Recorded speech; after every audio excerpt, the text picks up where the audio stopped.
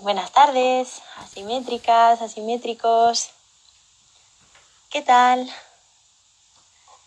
Perdonad que hoy me he retrasado un minutillo, perdonadme, pero se han alargado un poquito más aquí los aplausos. Y hola Ana, hola Carmen, ¿qué tal? Malvezark. Bueno, eso, como os decía, que hoy me he retrasado un minutillo más, lo siento, pero es que se han alargado aquí un poquito los aplausos y me he quedado hasta el final. Así que nada, hola Alberto, hola Héctor, hola MMK Space, Pingüino, ¿qué tal? Bueno, espero, como todos los días, espero que... Uy, igual se me está colando el helicóptero por el micro. Ay, Ana, qué mona va esta chica siempre. Gracias.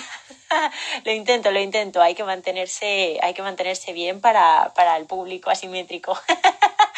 Bueno, nada, que lo que os decía, como todos los días, deseo de verdad de corazón que estéis todos bien, que estéis en casita, que estéis pasando estos días pues lo mejor posible dentro de un orden.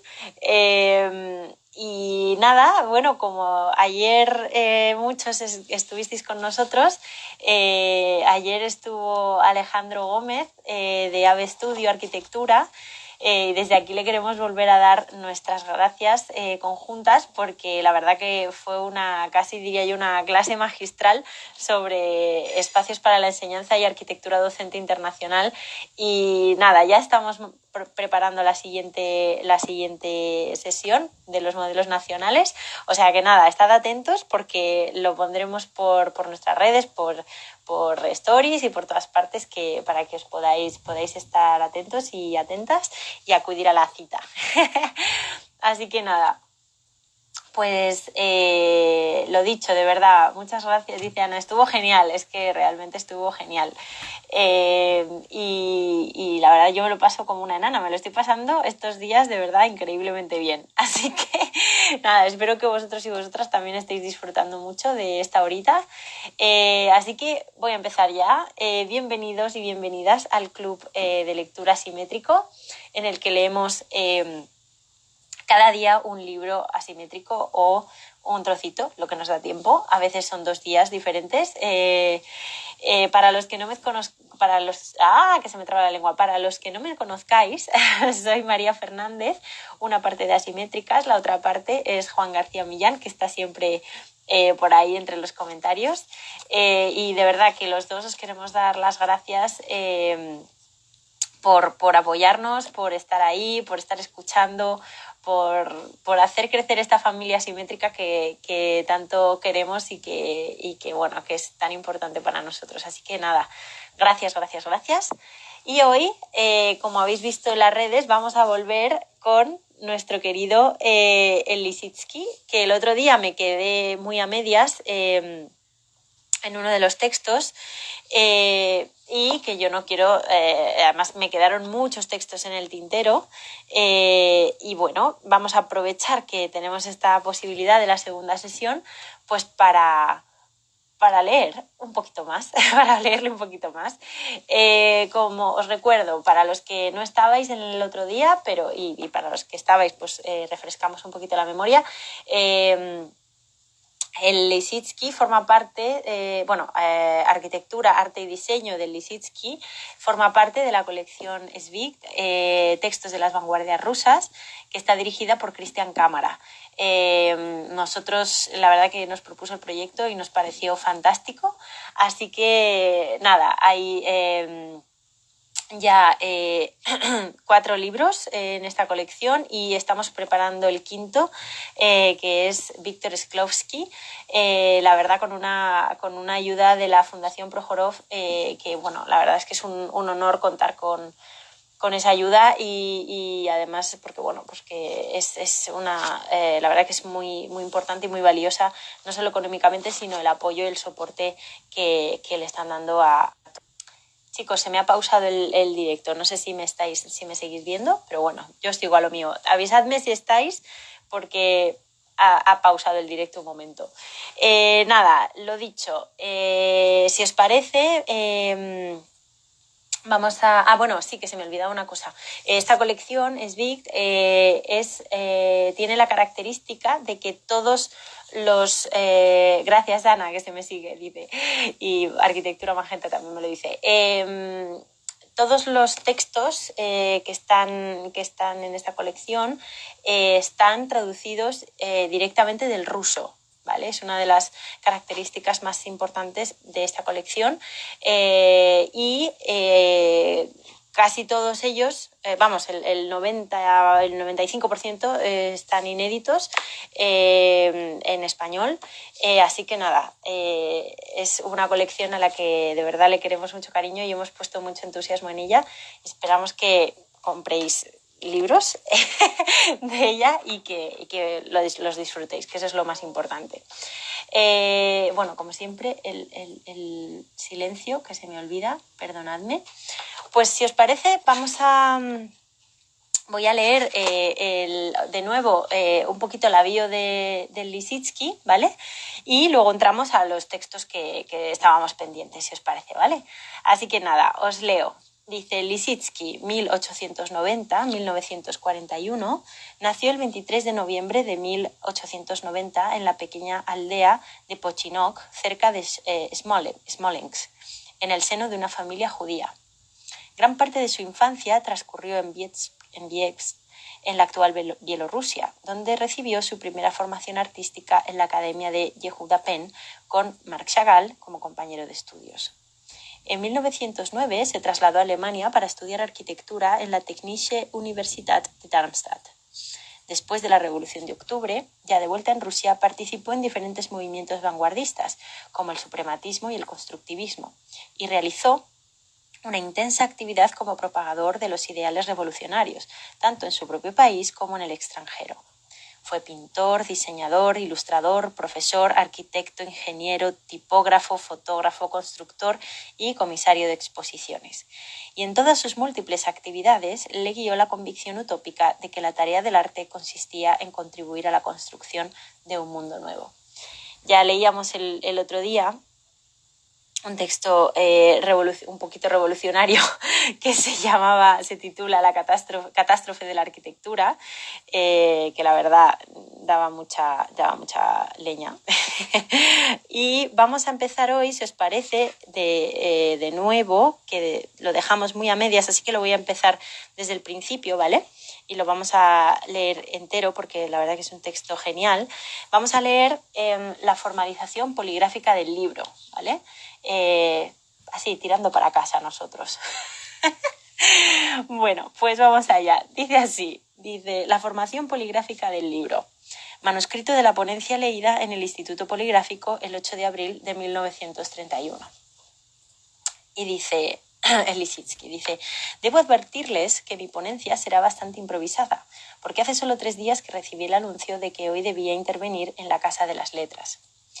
En este momento dedico mis energías a otras tareas y me he alejado un poco del trabajo poligráfico, pero teniendo en cuenta la responsabilidad social de cumplir con el encargo que se me ha realizado, he tratado de resumir algunas de las ideas que me preocupan. No me extenderé mucho. Prefiero que después, en el debate posterior, tengamos tiempo para hablar acerca de las cuestiones que más les interesen. Antes que nada, me gustaría abordar el tema del significado de la forma poligráfica para nuestros libros. El libro es uno de los documentos de la cultura de cada época.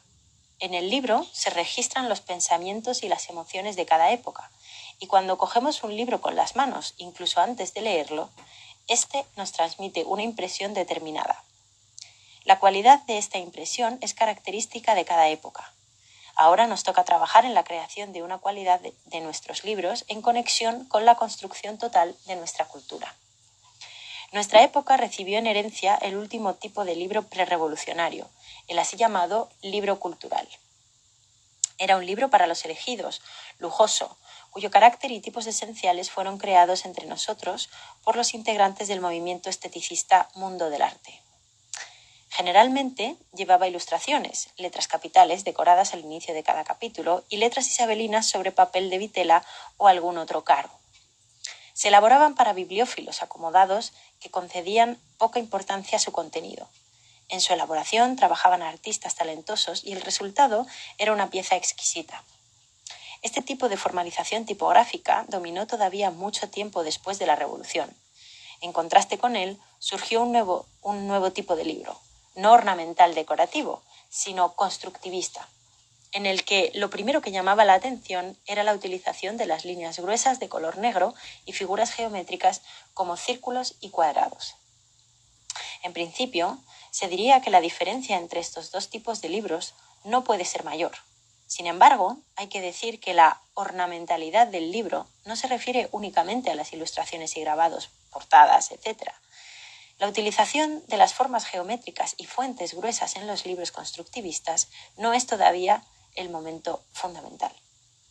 El decorativismo y barroquismo del mundo del arte pueden expresarse perfectamente en otras formas abstractas. Y en muchos casos hay que lamentar que todas esas figuras geométricas solo sirvieron para reemplazar a las antiguas viñetas. Un libro que se titula La ciudad socialista tiene en su portada un cuadrado rojo y sobre este cuadrado rojo va escrito en letras gruesas el título La ciudad socialista. La forma inmaterial del cuadrado no llega a convertirse en material. Me permito mencionar esta cuestión para dar a entender que todavía es necesario penetrar más profundamente en la esencia de la formalización tipográfica. Ocurre que en nuestra época la formalización ya no atiende a criterios de gusto. Cuando los de Mundo del Arte editaban un libro, toda la importancia recaía en si era de buen gusto o no lo era, en si era bello o no lo era. Esto es característico de la valoración de las obras artísticas en las épocas decadentes. Nosotros creemos que para definir la forma existen criterios más rigurosos. ¿Para quién y para qué está hecho el libro? Y también, ¿qué se formaliza en él? Si unimos estos tres criterios y les añadimos el signo de igual, obtendremos el cómo. El cómo es el resultado de la suma de los tres términos anteriores. Creo que no es necesario, en esta época de construcción de los fundamentos socialistas, hablar demasiado del para quién, el para qué y el qué. En todo caso, nuestro tema de hoy es la formalización poligráfica del libro y no me corresponde a mí ni a ninguno de nosotros dar ninguna lección sobre pedagogía política. Hablaré exclusivamente sobre el cómo, aunque teniendo todo el tiempo en cuenta tanto el para quién y el qué. Ustedes ya saben bien por sus trabajos prácticos que un libro se configura a partir de determinados materiales y que cada material tiene sus propias cualidades y métodos de elaboración. Los métodos de elaboración de cada material se desarrollan desde un estado primitivo y se perfeccionan hasta obtener una calidad óptima. El libro está relacionado con el estado actual de la técnica poligráfica. Sin embargo, hace falta decir que la técnica por sí misma no define por completo la forma del libro. Tenemos que ponernos de acuerdo sobre este punto, porque pensar que cada material puede trabajarse de una sola manera y que cada material puede obtenerse una única forma fue un punto de vista equivocado del constructivismo en su etapa inicial. Disponer de una técnica muy avanzada no implica necesariamente que la forma resultante será la óptima y al revés. Con una técnica precaria se puede producir una forma magnífica. Cuando Gutenberg inventó la imprenta, los instrumentos que empleó eran mucho más rudimentarios de los que hoy disponemos, pero se puede decir que algunos de sus trabajos, que todavía conservamos, revelan un sentido de la formalización que sigue asombrándonos. Como ya he dicho, todo esto tiene que ver con la cuestión de para quién formalizamos y de qué se formaliza. Pero de todas maneras, no conviene olvidar que hay algunas cosas que suenan muy bien en la balalaika, que simplemente no se pueden tocar con la guitarra. En nuestros días, las últimas técnicas poligráficas nos proporcionan toda una nueva serie de posibilidades de expresión. Hubo una época en la que todas las ilustraciones se realizaban a partir de grabados de madera, realizados a mano por artesanos especializados. Incluso las ilustraciones de los antiguos libros de física se realizaban de esta manera. Ahora contamos con medios fotomecánicos que no solo reducen el tiempo y economizan los gastos, sino que además permiten conseguir resultados más precisos y convincentes. Gracias a todos los avances registrados en las técnicas poligráficas, hoy tenemos a nuestra disposición una gama de posibilidades mucho más rica que hace 50 o 100 años. Sobre todo, esto ha escrito de manera muy convincente en un libro reciente el camarada Cherkasov. Y por eso no voy a repetir ahora sus argumentos. Lo importante es que la técnica actual le brinda al polígrafo toda una serie de herramientas de las que puede hacer uso de acuerdo con sus necesidades. Un buen ejemplo es la nueva prensa tipográfica de gran tirada. Esta nueva técnica también lleva consigo nuevas limitaciones. En particular, que el tipógrafo ya no puede jugar con tanta libertad con la formalización de las páginas y renglones. Pero precisamente el arte consiste en la superación de las dificultades. Siempre que los procesos de producción no se encuentran puntos de dificultad o fricción, podemos estar seguros de que los componentes individuales y arbitrarios encontrarán vía libre para expresarse. Los puntos de dificultad son los que nos empujan a encontrar soluciones correctas que conduzcan a formas objetivas y generalizables. Algo semejante ocurre en lo que se refiere a la calidad del papel. Ahora disponemos de técnicas fotomecánicas de impresión de gran calidad que pueden utilizar cualquier tipo de papel, incluso un papel de calidad baja o muy baja, de manera que favorece el objetivo fundamental de la popularización del libro masivo. Recuerdo que en el año 1910 o 1911, en Frankfurt am Main, salió por primera vez un diario en un papel de la misma calidad que utilizan ahora nuestros periódicos, con una serie de imágenes de monumentos arquitectónicos realizados con la técnica de grabado al buril, que consiguieron una calidad de difusión que antes solo estaba al alcance de las editoriales de lujo. Es decir, que conseguimos mejores resultados utilizando productos más baratos.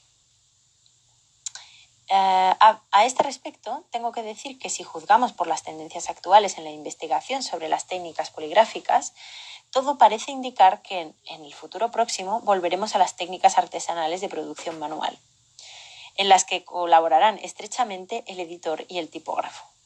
El tipógrafo formalizador no recibirá galeradas completas, sino que tendrá toda una serie de materiales diversos con los que tendrá que compaginar cada hoja teniendo en cuenta las necesidades de cada libro en cuestión. El resultado de este trabajo no se imprimirá en hojas de zinc, sino desde una copia del molde de manera fotomecánica.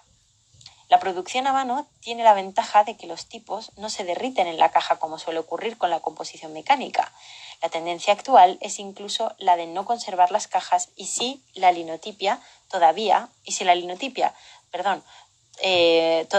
no ha sustituido de manera generalizada a la fototipia, es solo porque los empresarios compran todas las patentes y las entierran en un intento vano de frenar su avance. El texto se imprime directamente en una composición fotográfica.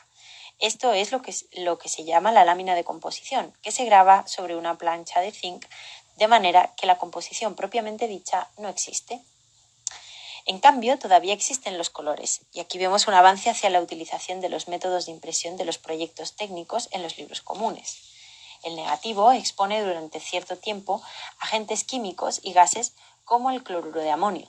Esta técnica desnaturaliza un poco los colores, pero a cambio se consiguen resultados de gran expresividad. Lo que quería decir es que, si bien es necesario conocer a la perfección las técnicas disponibles, es también importante reconocer cuáles son sus perspectivas de desarrollo. Desde aquí se puede ver que nos dirigimos hacia toda una nueva variedad de procedimientos de creación de formas poligráficas. La cuestión del libro masivo es un punto que reviste especial importancia. Hasta la Revolución, en Rusia, en todo el mundo, bajo el término de formalización del libro se entendía sobre todo la creación de libros lujosos para aficionados. En Francia, por ejemplo, se entiende como libro artístico lo siguiente: una novela se edita en un formato estándar y después el comprador la entrega al artista para que la ilustre y la decore en los lugares correspondientes. Para nosotros se trata de una idea completamente absurda. En Estados Unidos existen libros masivos que se editan en enormes tiradas. A veces llegan a publicarse millones de ejemplares de catálogos ilustrados, pero ocurre que no es el número de ejemplares lo que define lo que es un libro masivo. En realidad, el libro masivo es una realidad nuestra y específicamente soviética. Aquí cabe esperar que el postulado del materialismo dialéctico acerca de la transformación de la cantidad en calidad pueda verificarse en la práctica y que las masas mismas, como destinatarias de estas ediciones de millones de ejemplares, entiendan en primerísimo lugar a qué es a lo que se les brinda acceso. Pero para ello los técnicos tipógrafos están obligados a resolver toda una serie de cuestiones de extraordinaria complejidad y que hasta ahora nadie se había planteado. En primer lugar, la cuestión de las formas de libro que tenemos a nuestra disposición en la actualidad. En el ámbito de la formalización poligráfica del libro hubo un momento revolucionario en el que los renglones se disponían en vertical. Las letras se desparramaban por las páginas, se disparaban en líneas diagonales o espirales y en la composición de una misma palabra se utilizaban diferentes tipos de fuentes. Todo esto era bastante salvaje y disparatado, pero al mismo tiempo un proceso natural revolucionario que se repetía en todas las otras esferas. Si lo comparamos con muchos otros fenómenos de anarquismo espontáneo que en la época tuvieron una gran importancia y fueron saludables, encontraremos que se trató de una manera adecuada de enfrentar los problemas planteados, pero en este momento nos encontramos en una etapa en la que debemos replantear nuestros métodos de trabajo y dar un paso adelante. El procedimiento de agarrar un libro y ponerlo patas arriba comenzó a aplicarse sin ningún sentido ni criterio. El resultado ha sido que hoy son muchos los que abogan por renegar de todo lo hecho y volver simplemente al estado anterior. Pero esto no puede calificarse más que como revisionismo y oportunismo. Cuando hablamos de libros, da la impresión de que todos los libros sean iguales. Es necesario detenerse un momento sobre esto para poder entender en qué se diferencian. Si tomamos en primer lugar un libro de literatura, veremos que la formalización tipográfica en realidad influye muy poco en las sensaciones que genera, pues aquí todo el efecto se concentra en el contenido. La formalización es algo así como un valor añadido, pero en cambio, si tomamos un libro de propaganda política, la situación cambia radicalmente. La relación entre la literatura de agitación y el lector es completamente distinta y aquí precisamente la formalización tipográfica adquiere una función de primer orden. Un mismo contenido se puede activar o atenuar. De particular importancia resulta la formalización activadora en el caso de los manuales escolares. En los manuales escolares, un contenido se puede transmitir gracias a la formalización de manera tediosa y aburrida o entretenida e interesante. La formalización debe funcionar aquí como la base del contenido.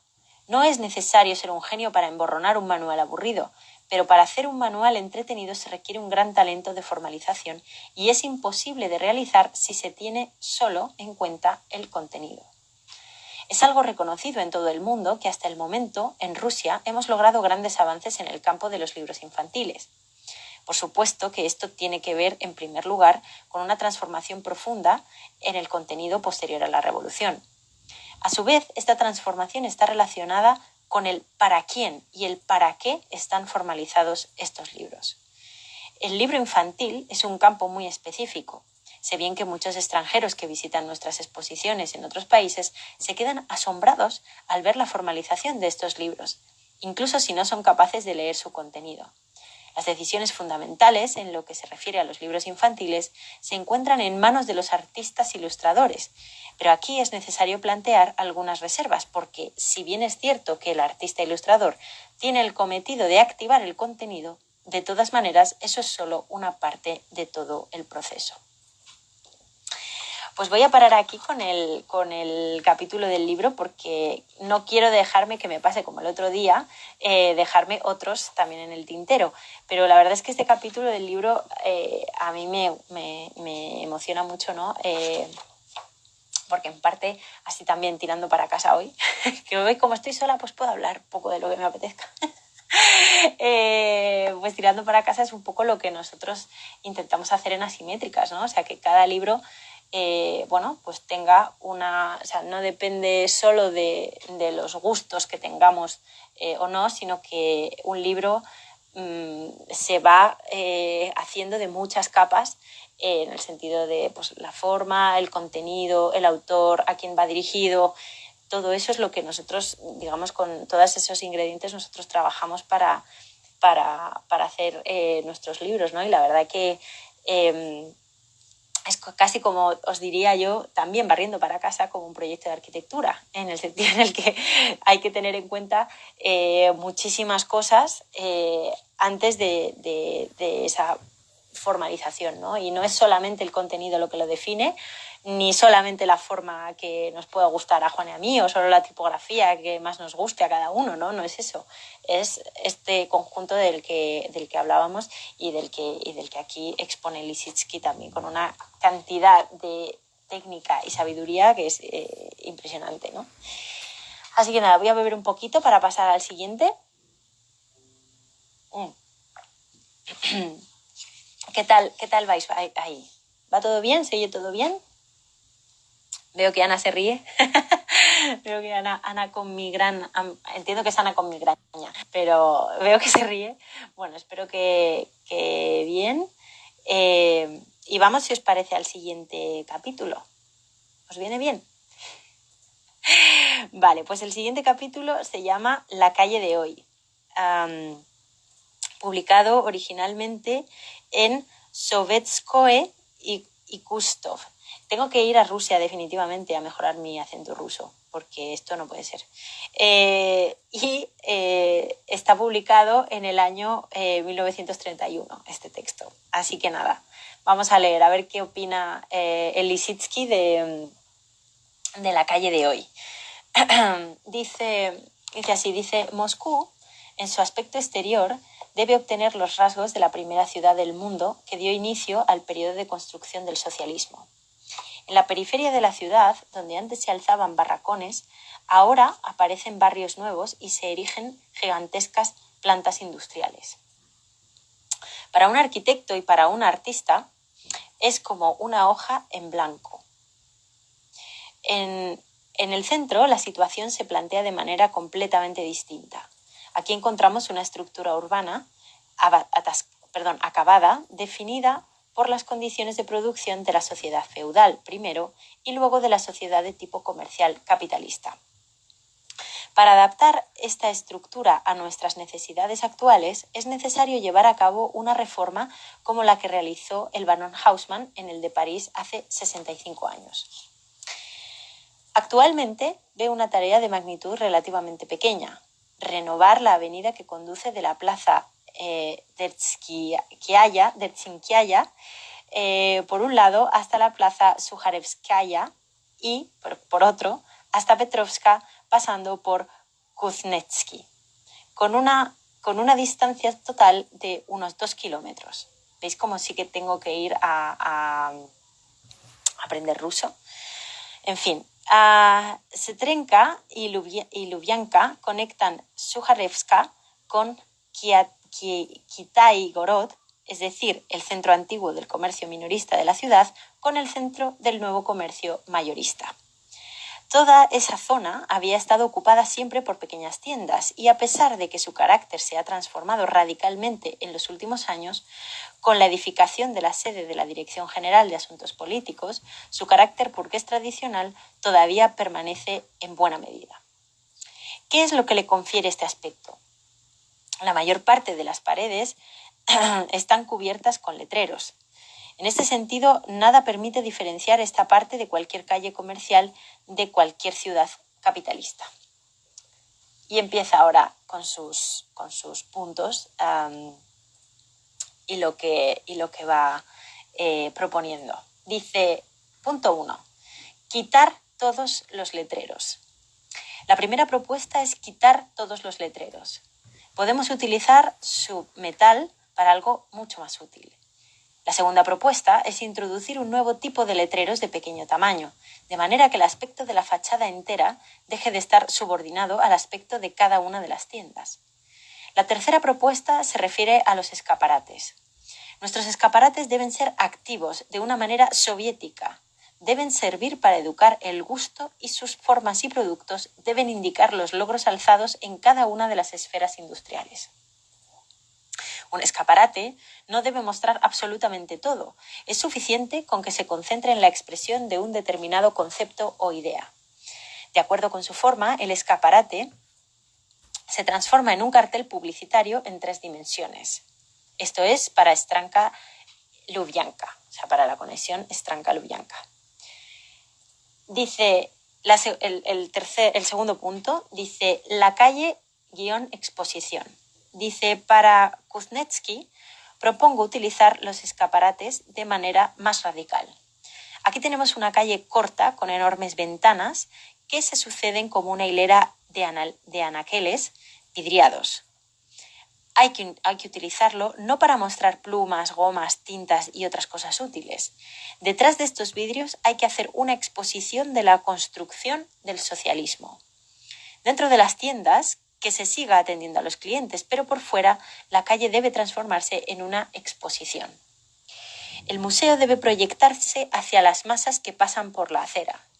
Frente a nosotros deben alzarse los gigantes de la nueva construcción con todas sus máquinas, carbones, minerales y proyectos. Esta serie de objetos expuestos en las vidrieras conferirán a la calle un nuevo contenido y una nueva forma, completamente incomparable con la que se tiene en las calles del centro de ciudades como Berlín, París o Nueva York. 2 colores principales. Esa es la tercera propuesta. 2 colores principales. Dice, ¿y ahora cómo vamos a renovar las fachadas en torno a estos escaparates? La mayoría de las casas en estas calles tienen paredes de estuco. La forma de tratamiento más económica es repintarlas. Cada una de estas casas fue pintada según las instrucciones de su propietario. Estas calles son como pasillos. A la izquierda está una pared, a la derecha otra pared, y ambas tienen alturas diferentes y en ocasiones se interrumpen. Hay que pintar estas paredes como una unidad. Las calles radicales principales que salen del centro, como Rayos, Lubyanka, Strenka, Trevskaya y, madre mía, Mianitskaya, deben tener cada una su propia gama cromática de manera que sea posible distinguirlas por sus colores. Para Lubyanka Strenka propongo 2 tonos fundamentales, una gama verdosa para un lado y una violeta roja para el otro.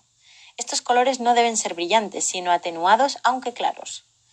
Desde el punto de vista de la psicofisiología, el rojo y el violeta son activos y producen un efecto estimulante. El verde es pasivo y produce un efecto calmante.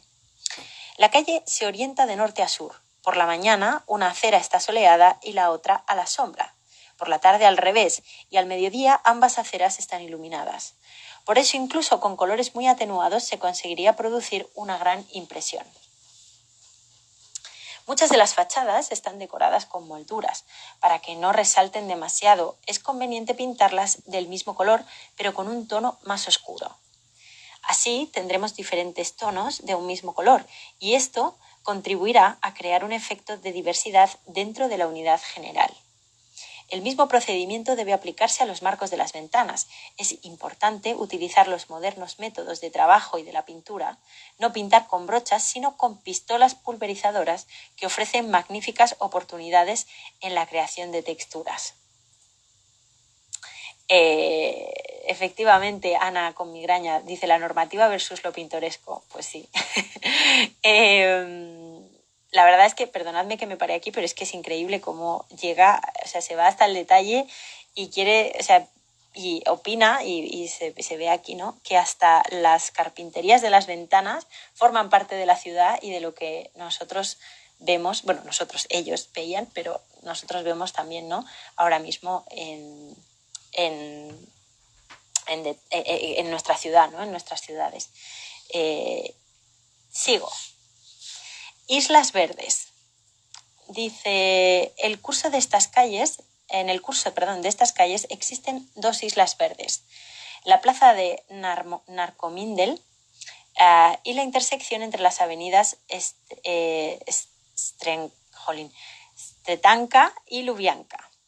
Estas zonas deben tenerse en cuenta en el nuevo diseño urbano. Podríamos elaborar un complejo arquitectónico ligero con varios niveles destinados a vegetación, flores y equipamientos culturales. Se podrían diseñar instalaciones especiales que contasen con altavoces de radio y pantallas de cine. El solar vacío que ocupa el antiguo monasterio de Sretinsky está ahora circulando por una serie de vallas que separan la acera de los trabajos de construcción que se llevan a cabo. Estas vallas llevan en el mismo sitio más de un año y deben ser proyectadas y diseñadas con seriedad, que formen parte de la calle y no queden como meros remiendos. En este sentido, sería bueno recordar el papel que desempeñaban las pinturas murales durante los primeros años de la Revolución en Moscú.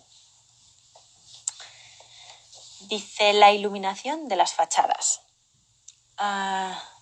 La invención de la luz artificial ha transformado completamente el aspecto nocturno de las calles. Los escaparates se convierten en escenas teatrales y en el puente Kuznetsky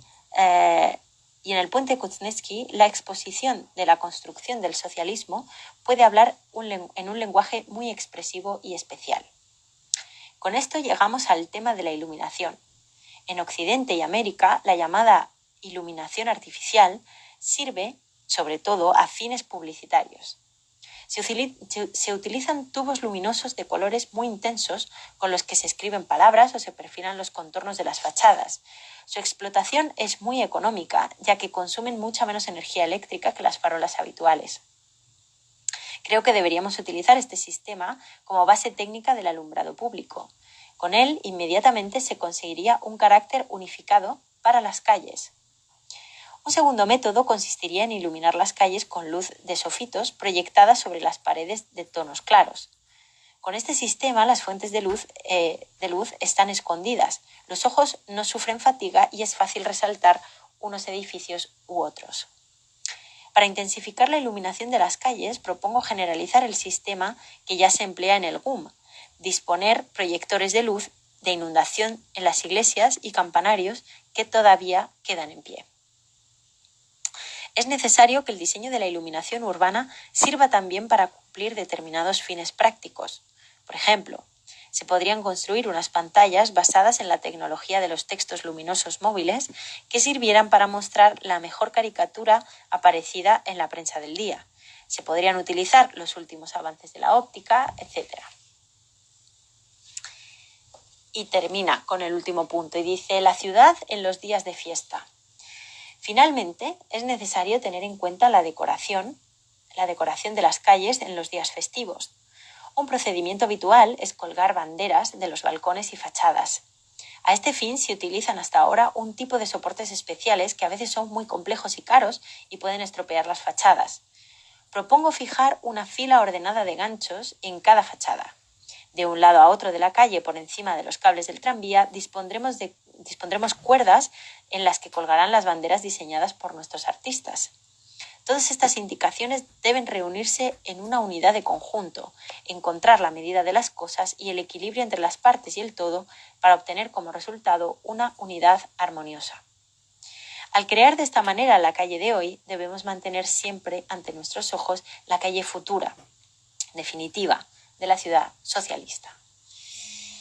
Pues aquí tenemos las propuestas de Lissitzky para esa ciudad de hoy. Bueno, la verdad es que es curiosísimo, ¿no? O sea, es increíble cómo baja, como veíamos, es hasta el detalle, pero también se preocupa hasta porque las luces no afecten demasiado a los ojos y utilizar los avances de la óptica pues para hacer que esa iluminación sea mejor incluso para los que utilizaran esas calles, ¿no? La verdad es que es fantástico. Pues vamos a ver cuál es el siguiente que os puedo leer. ¿Queréis que leamos algo sobre el mobiliario? Que también tiene, por supuesto, y la fotoescritura también. ¿Qué os parece? Podemos leer sobre el mobiliario de viviendas, que yo creo que puede ser también muy bonito, o premisas artísticas para la estandarización del mobiliario civil. Los dos creo que no me va a dar tiempo a leerlos. ¿Queréis que leamos mobiliario entonces? ¿Os apetece? Ay, un poquito. Madre mía, se nota muchísimo cuando estoy sola y tengo que hablar todo el rato y leer yo. Me canso muchísimo más. A ver, que eche un vistazo por si acaso se me olvida algún texto así. Bueno, también hay uno que es muy bonito, que es el de la cultura de la vivienda. Que igual que hemos hablado de la calle, igual podemos hablar mejor de la vivienda en vez del mobiliario. A ver, así rápidamente, ¿cultura de la vivienda o mobiliario? O sobre el mobiliario de viviendas. ¿Qué preferís? Tic-tac, tic-tac. A ver, el primero que conteste, con eso me quedo. ¿Vivienda o mobiliario?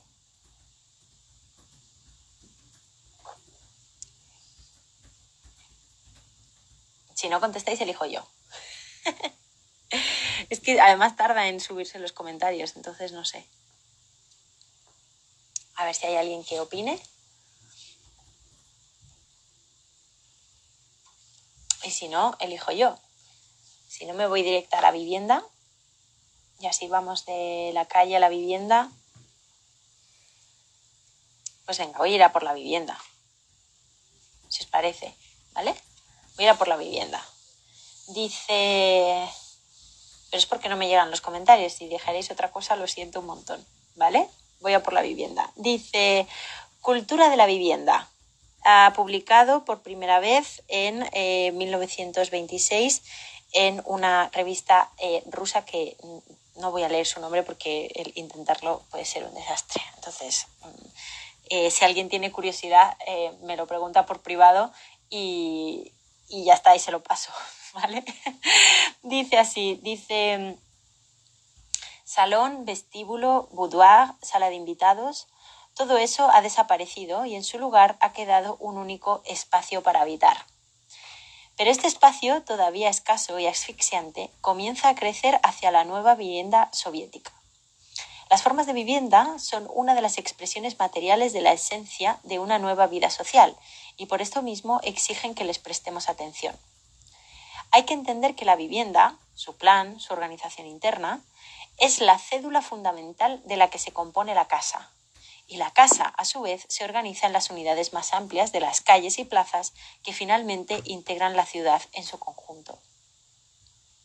Al tipo de consideración que toma en cuenta las calles y ciudades lo denominamos arquitectura mayor.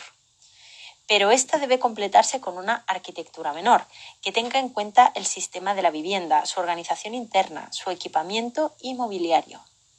Durante siglos, en las zonas rurales rusas, ha existido un tipo de casa construida en torno de una estufa central que servía también como dormitorio. Este tipo de construcción está ahora en trance de desaparecer y ya existen planes para implantar un nuevo tipo de material resistente al fuego en un plazo de 50 años en todos los pueblos. Todo ello requiere elaborar un nuevo estándar. Y a decir la verdad, el desarrollo de un nuevo tipo de apartamentos, de sus equipamientos y mobiliario, es una de las tareas más urgentes que se nos presentan en el día de hoy. Antes de la Revolución, el proletariado de nuestras ciudades no habitaba sino que se hacinaba en estrechos cuchitriles. Después de octubre se alojó a las familias obreras en las amplias viviendas de la burguesía local, que la burguesía local había copiado automáticamente de la burguesía occidental. Y ahora, cuando finalmente ha comenzado a funcionar nuestro propio sistema de construcción pública estatal, cooperativo y comunal, también con demasiada frecuencia se adaptan modelos extranjeros de edificios y chalés. Al hacer esto, y no se tiene en cuenta que en los países occidentales, y por cierto, en cada uno de manera distinta, los modelos de vivienda se han elaborado durante siglos respondiendo a las cambiantes necesidades históricas, como cualquier otro producto de la vida social. Se trata de un largo proceso de selección que determina los rasgos particulares del resultado final. Y la cuestión es justamente si estas tradiciones convienen a las necesidades que se nos plantean hoy en día. Es evidente que tanto la técnica como la mecánica, la astronomía o la medicina son universales y todo el mundo puede aprovecharse por igual de sus logros. Pero ocurre que la técnica es solo una parte de las cosas que hay que tener en cuenta en el diseño, por ejemplo, del mobiliario de una vivienda, y esto es algo que nunca debemos perder de vista. Algunos constructores contemporáneos de Alemania y Holanda, que son excelentes arquitectos, al presentarme sus edificios intentaban llamar mi atención hacia el magnífico diseño de los baños, los brillantes detalles de los tubos de calefacción, los enchufes en las paredes, los botones repartidos por todas partes que servían para automatizar todo tipo de procesos. Todo esto es muy interesante y no cabe duda de que debemos tenerlo en cuenta en la construcción de nuestras casas. Pero detrás de todos estos equipamientos, yo estaba buscando una idea arquitectónica, la organización del espacio vital en el que pasamos la mayor parte de nuestro tiempo. Que nos lo digan ahora, ¿verdad? Dice, debemos buscar nuevos sistemas de organización de la vivienda que correspondan a las líneas de evolución del presente.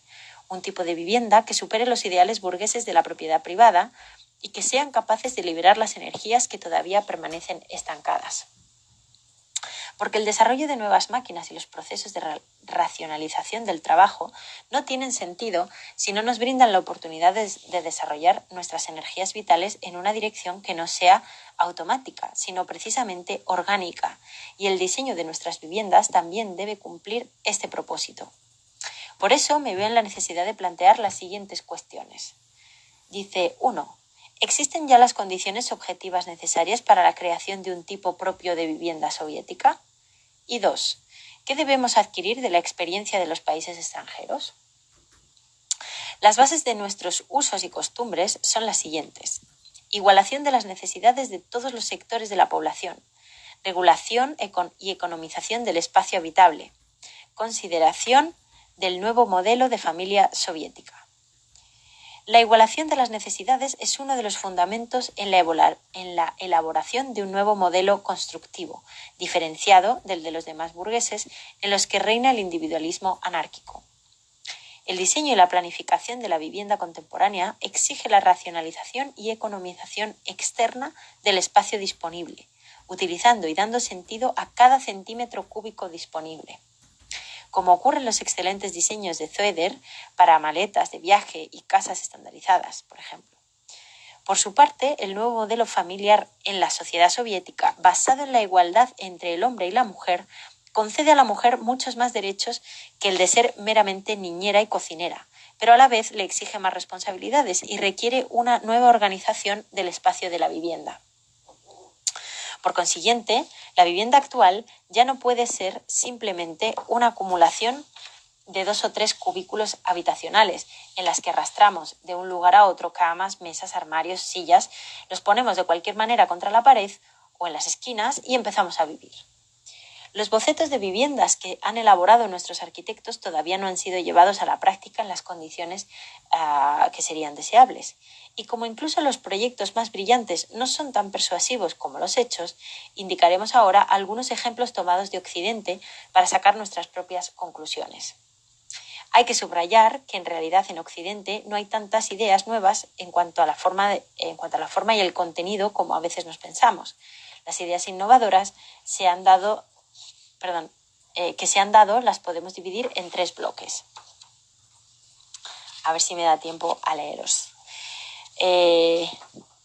Estados Unidos. 1. Estados Unidos. Las condiciones de vida en América propiciaron la aparición del boarding house, es decir, un tipo de casa amueblada para personas solteras o familias poco numerosas, que en ciertos aspectos de su organización espacial nos puede ofrecer valiosas indicaciones. Por ejemplo, en una de estas casas podemos ver un espacio central A con 2 camas plegables que pueden recogerse y colocarse en la habitación B, de manera que el espacio de A queda disponible para otros usos. A la derecha de este espacio central se encuentra la mencionada habitación B, con armarios de ropa, tocador y espejo, y el cuarto de baño C. Al otro lado del espacio central se encuentran otros 2 ambientes, un cuarto pequeño D, con una puerta ancha que sirve como comedor separado de la cocina E por 2 armarios grandes que dejan una abertura entre ellos. La cocina dispone de instalación de gas con 4 fogones, fregadero y lavavajillas. Un armario combinado con un sistema de puertas que se abren hacia adentro y hacia afuera permite realizar determinados servicios, incluso cuando todos están trabajando y no hay nadie en casa. En este ejemplo, podemos ver cómo una estancia de 5,5 por 7,5 puede convertirse en un apartamento completo que dispone de todo lo necesario y que resulta fácil mantenerlo ordenado. Me voy a saltar al siguiente punto porque no me va a dar tiempo, sino. El segundo punto, el segundo bloque, mejor dicho, en el que está dividiendo esas referencias. Mobiliario interior con componentes móviles. Dice, el desarrollo de los modernos sistemas de transportes, ferrocarril, automóvil y transporte aéreo y marítimo, con sus enormes transatlánticos, han transformado ya de manera irreversible nuestra forma de vida y nos ha convertido a todos en personas seminómadas. Sin embargo, las antiguas kibitkas no satisfacen las necesidades de los nómadas contemporáneos y el mobiliario de estos medios de transporte les resulta incluso más cómodo que su propia casa. Un vagón ordinario o un compartimento de barco son buen ejemplo de ello. A lo largo de las vías de comunicación aparecen hoteles que deben seguir en su desarrollo y mejoras el ritmo de transporte. La planificación de una habitación de hotel se parece mucho al ejemplo aducido antes. De hecho, el coche-cama, el vagón-restaurante, el camarote de barco o la cabina de vuelo son modelos ineludibles a los que debe acudir cualquiera que trate de enfrentar de manera seria los problemas que plantea la moderna cultura de la vivienda. Aquí se han desarrollado, en primer lugar, estándares válidos, que además tienen carácter internacional, dado que esos trenes y buques se mueven a través de continentes y cruzan constantemente mares y fronteras.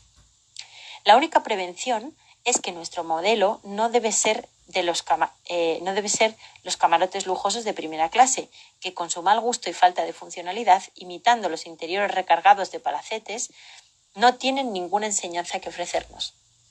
En cambio, en los diseños ya existentes de vagones y camarotes de clase económica, podemos encontrar magníficas ideas y soluciones de un ingenio sorprendente. Aquí podemos ver cómo las nuevas necesidades objetivas, los principios de la economía del espacio, los nuevos métodos de trabajo con los materiales y la intervención de mentes despejadas y libres de prejuicios trasnochados están creando ante nuestros ojos una nueva cultura de la vivienda móvil, cuyos resultados debemos recoger para aplicar también en las viviendas estáticas. Tercer bloque, el trabajo de los nuevos arquitectos. Hasta el momento, todavía no se ha desarrollado en ningún lugar la producción masiva, estandarizada y en serie de viviendas. Sin embargo, todos comprenden que una casa debe fabricarse de la misma manera en que Ford fabrica sus automóviles. Hasta el momento, solo algunas partes aisladas, váter, closet y baño, se fabrican de esta manera. Y hay intentos de diseñar los elementos de un nuevo tipo integral de cocina y también de partes aisladas como puertas, vidrios y diversos componentes de muebles, aunque en ninguno de estos casos se ha llegado a estándares definitivos. En Occidente existen algunos casos de artistas que, en lugar de pintar cuadros o tallar esculturas, se dedican a esas tareas, un poco por su cuenta y riesgo, por lo que no se puede exigir que sus resultados estén libres de un cierto grado de subjetivismo. El mejor ejemplo entre los artistas de este tipo es la casa Schroeder en Utrecht, del arquitecto holandés Rietveld. La apariencia exterior de la casa ya hace evidente que detrás de las paredes existe el intento de configurar un nuevo contenido. Rietveld es el mejor representante de un nuevo tipo de artista de la vivienda. No es un arquitecto científico, sino más bien un carpintero que carece de la capacidad de trazar planos rutinarios, pero en cambio crea objetos palpándolos con sus manos y ofreciéndoles una existencia concreta. Por esto mismo es imposible juzgar sus creaciones por las fotos, porque en la foto vemos solo la imagen y no la vida interna de las formas. Sus cosas no son funcionalistas, sino que cumplen determinadas funciones y los espacios habitables que crea tienen la capacidad de transformarse de acuerdo con las funciones que realicen.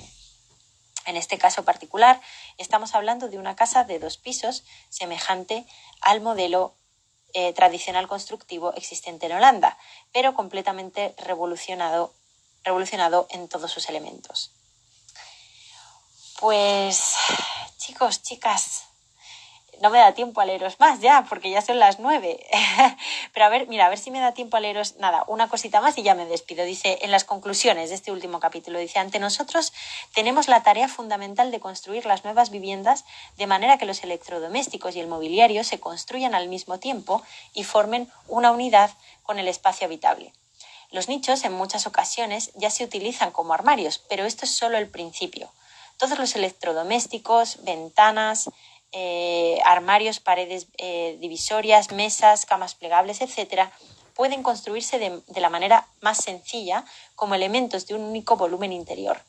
Semejante trabajo exige los esfuerzos colectivos del arquitecto y el artista constructor de diseño de interiores, lo cual es una consecuencia inevitable de la mayor complejidad de los procesos industriales actuales de división del trabajo que hacen que un solo arquitecto sea incapaz de cumplir todas las tareas. Pero si avanzamos por esta vía, descubriremos que la vivienda de la nueva cultura es más sencilla de realizar y más barata que las actuales viviendas de la antigua formación, inexpresivas e inertes, y que todo depende de situarnos en una relación con las cosas que sea viva y creativa. ¡Ay, me ha dado tiempo! Bueno, la verdad es que me encanta, no puedo decir otra cosa.